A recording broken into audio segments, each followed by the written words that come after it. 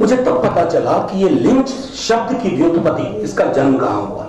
एक सचमुच का काला इंसान लिंच नाम का, रॉबर्ट लिंच, उसको छील छील करके उसके चमड़ी को मार दिया गया था अमेरिका में। ये मैं ब्लैक नेशनलिज्म और ब्लैक मूवमेंट के दौर की बात कर रहा हूं। तब से इस शब्द का जन्म हुआ। Each time when I hear the word lynch, I believe a new Robert Lynch is born in the shape of Junaid, or it could be Ravindra or anybody. तो इसलिए भी ये बहुत जरूरी है। और मेरा मानना है कि व्यक्ति सिर्फ लिंच नहीं होते हैं। जब हम ये कानून की प्रक्रिया में भी थे तो व्यक्ति लिंच नहीं होते हैं। अल्टीमेटली अगर आप देखें, अगर हमने इसके खिलाफ बात नहीं की तो आपका संविधान लिंच हो जाएगा। और जिस दिन संविधान की लिंचिंग हो गई, हमारे पास ना हमारी राजनीति बचेगी, ना सिविल सोसाइटी बचेगा।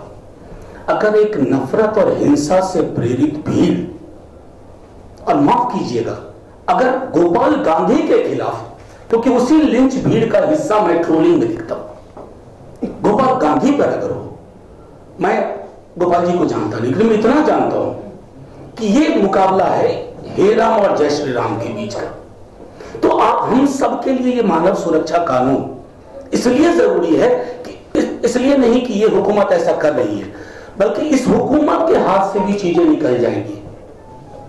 क्योंकि अगर नफरत फीड होने लगी, हिंसा फीड होने लगी, तो मोदी जी को उनसे बड़ा मोदी जी मिल जाएगा, और योगी जी को उनसे बड़ा योगी जी मिल जाएगा, और अमेरिका को डोनाल्ड ट्रंप से बड़ा डोनाल्ड ट्रंप मिलेगा। क्योंकि आपका नॉर्मल बदल रहा है, और जिस दुनिया में नॉर्मल बदलने लगे उसमें हम सबको, and I'm very glad for one reason, that of late political parties are jettisoning minor differences and they are coming together.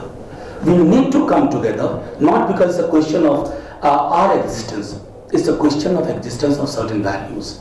बहुत तेजी से फेयरवेल हो रहा है, बिना विदाई गीत के कई सारी चीजें हमारे बीच से जा रही हैं। संभवतः इन प्रयास के माध्यम से हम कुछ बचा ले जाएं।